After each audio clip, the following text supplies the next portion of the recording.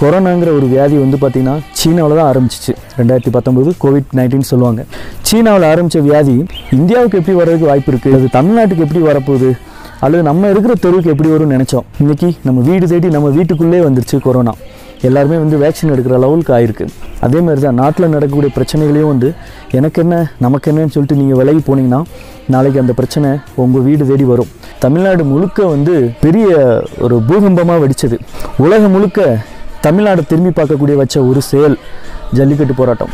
கண்ணியமாக ஆண்கள் பெண்கள் எல்லாரும் கலந்து கடற்கரை மணலோரத்தில் உட்காந்து வானத்தில் இருக்க நட்சத்திரங்களைப் போல எண்ணிக்கைக்கு அடங்காது சக்ஸஸ்ஃபுல்லாக முடிகிற நேரத்தில் சக்ஸஸ்ஃபுல்லாக முடிய விடாமல் இந்த போராட்டம் மட்டும் நல்லபடியாக முடிஞ்சிச்சுன்னா இனி மக்கள் என்ன செய்வாங்க, ஒவ்வொரு பிரச்சனைக்கும் வந்து இந்த மாதிரி போராட்டத்தை கையில் எடுக்க ஆரம்பிச்சிருவாங்க, போராட்டம் பண்ண ஆரம்பிச்சிருவாங்கன்ட்டு போராட்டத்தை நல்லபடியாக முடிக்க விடலை. இது எல்லாருக்குமே தெரிஞ்ச விஷயந்தான். அடிதடி பிரச்சனை கலவரத்தில் முடிச்சு தான் இந்த போராட்டத்தை முடித்தாங்க.